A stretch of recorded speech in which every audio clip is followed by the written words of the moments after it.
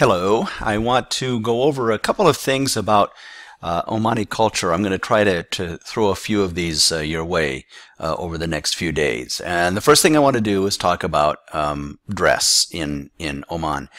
Now, in the orientation session, I mentioned that we need to dress modestly. That is, shoulders covered, at least partway down the upper arm. Shorts should be down to the knees and preferably cover the knees for the guys. For women, past the knee is fine. That's quite acceptable. Women do not have to cover their hair. There's no requirement for a scarf or anything. Same with the men. They don't have to cover their hair in any way. Really, the rule is just dress modestly, and you'll be fine. Omani's dress as I said, in a very modest way.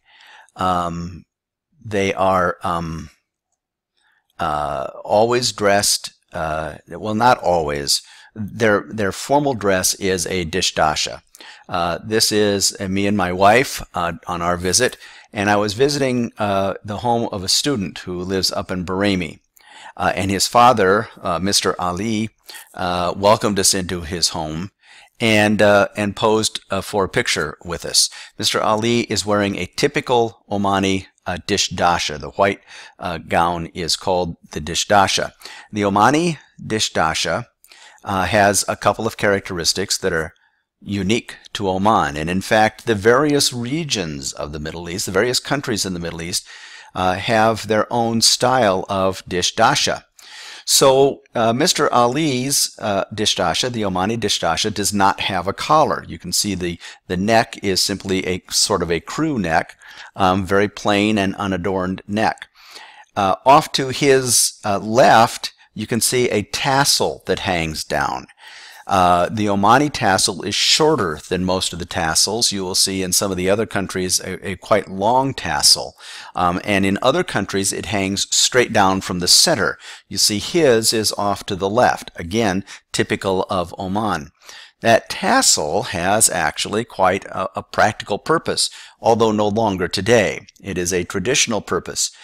That tassel was dipped into sort of a perfume or some sort of pleasant scent, and as you were riding camels back in the day, you could lift that to your nose and inhale, at least for a moment, a somewhat more pleasant aroma than what the camel offered you. It has remained.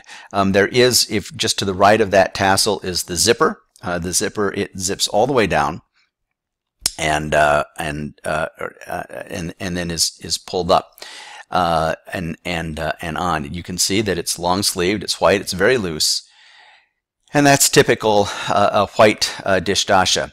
Mr. Ali and I are both wearing turbans or musars. My turban was the gift of one of his sons. They are actually quite large pieces of material. Learning to wrap them is sort of like the ritual that young men in the United States go through when they learn how to tie a necktie. Interestingly enough, in the various regions of even Oman, the turban or musar is tied differently, and those who know Oman really well, better than even I do, you can tell where a person is from by the way they tie their musar. You can see Mr. Ali's is very tightly tied. Mine is somewhat less tightly tied because his sons showed me how to do it, and then I wanted to do it for myself, and that was the result. This is a family that we met on the beach one night. We were down having some dates and almonds and tea on the beach. This family came over and invited us to join them. And I show this because it is the only photo I have of an Omani female. This is the mom and I. Unfortunately, I've forgotten their names. They were wonderful to us. They invited us over to their blanket that they had spread out. They had all sorts of food and tea and juices, and it was just such a pleasant evening. The dad had been swimming with the two children. You can see he is in his dish dasha. You can see the zipper comes about halfway, well, most of the way down his chest. So he would step into it, pull it up, and zip it. The woman is in her abaya and hijab. This is very typical. The hijabs are wonderfully colorful, and actually you can't see it because it's dark, but her abaya, the black outer garment that she wears over her regular clothes, can be quite elaborate in Oman as well. If you go to Saudi Arabia, they are quite stark and quite plain, but not in Oman. They take a lot of liberties with them.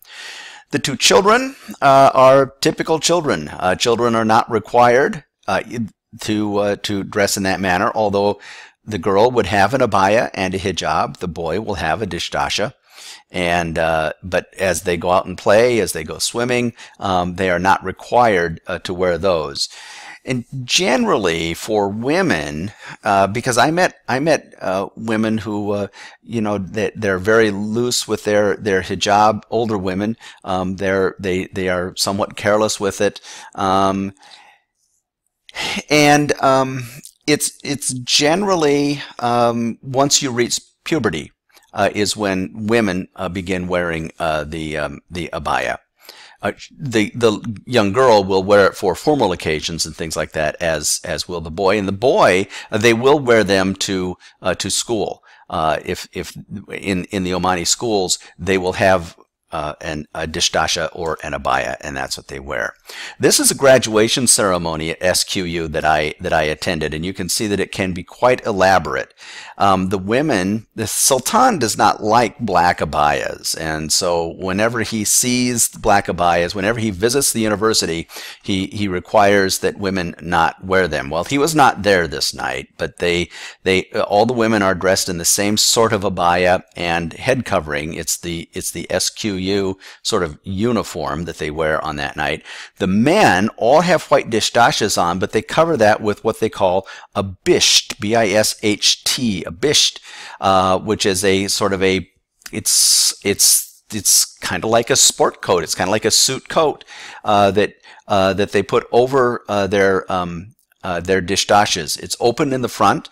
Many of them hold it closed with a hand, and they all have the same sort of musar on. Again, an SQU musar. This is a livestock auction in Nizwa, actually, and I showed it. I show it to you because the livestock auction is fascinating, and the way they do it is great. And I can tell you more about it if you'd like. But you can see, look at all of the faces there. All of the men in this are wearing a dish dasha, but you can see that not all of them are white dish dashas. In fact, dish dashas come in a variety of colors. Almost all of them are custom made. You have them tailored. There are off-the-rack dish dashas, but most people have them tailored, and you go in and you choose the color that you want. There are grays and browns and kind of olive colors, and there are even pinstripe dish dashas, believe it or not. So this is kind of the view. You can see there's a boy all the way off to the right who's simply in a t-shirt and pants. Most of these men here are wearing kumas. The cap on their head is called a kuma, K-U-M-A-H, or K-H-O-U-M-A-H. Anyway, it's a kuma. Spelling is very fluid there. A kuma, and that's the cap that they're wearing. A couple, there's one down front who's wearing a tied musar, a turban. There is one other one sort of right above the guy who's leading the dark-colored cow. He's also got a turban on. Both of them tied in very different ways, and again reflecting the region of the country that they come from. A little bit closer view of some different colored dish dashas, and the fact that even the little boy has his dish dasha on. and you can kind of get again an idea. Men will have their hair covered most of the time in public, not all of their hair, but they will wear a kuma or a turban. This was a young man I met, was again in Bahraini. I was visiting a student who gets together once a month with a bunch of his friends. They go out, they have a fire, they roast some lamb or some chicken, they have dinner, they laugh, there's music, and this young man is actually from Zanzibar originally, but you can see that he's very informally dressed, just, a jacket. He does have a dishdasha on. He's got a jacket over it, and he also has, again, a differently tied turban on his head. This is a young man we met in a very small village up in Jebel Akhdar. His kuma is a very different style of kuma.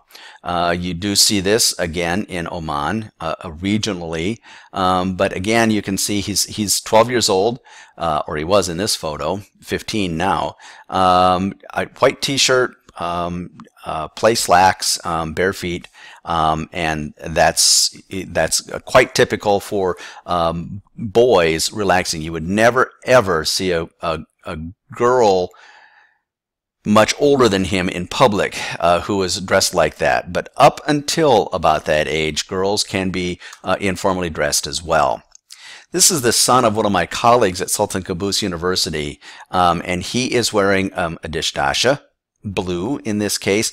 Around his waist is a khanjar, which is the traditional dagger of Oman. It is in formal settings, men will have a dagger, and they will wear it just like that. And in his hand is a camel stick. And I'm running out of time, and I may not get all of them in, but I wanted to show you Yamin is the boy's name, looking quite proud that he's wearing his khanjar. That's probably a toy one. The one that the men wear in formal occasions is not. It is a real dagger. But he's got his toy dagger on, and he's looking very, very, very special. This is Hamoud, a 2-year-old that we got to meet. We were with his dad. His dad just kind of plopped his own turban on Hamoud, who looked quite bemused with us. He's just wearing a t-shirt and shorts that day. It was quite hot. This is Hamoud and his sister Aisha. I show you these two and the other one of Yamin because I will warn you right now that Oman has the cutest kids in the entire world. They are just absolutely adorable. They are just the sweetest. But again, you can see the young girl is also dressed just pretty much in Western type wear. But if she goes out for a formal occasion, she will have an abaya on and the hijab, the scarf, and even probably little Hamoud probably has his own little tiny dishdasha to wear. A couple of photos to wrap up. You read in your culture book that Omanis are very, very family oriented, and you see a lot of dads spending a lot of time with their children. This is at Nakhal, the wadi at Nakhal, which is a warm springs wadi. We were there on a day, and there's a little pool there, and he's giving his son a bath. Dad is right down in the water, and he's scrubbing his son and then dunking him in the water, and they're really having a great time. And a last photo from the desert. Actually, again, you can see the musar tied even differently still, and the dishdasha, which is absolutely perfect wear for the desert.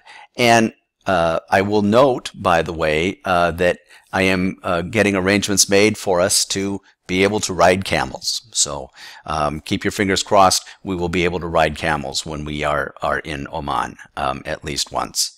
So that's a very, very quick look at some of the culture, the dress of Oman. And if you have any questions, please let me know.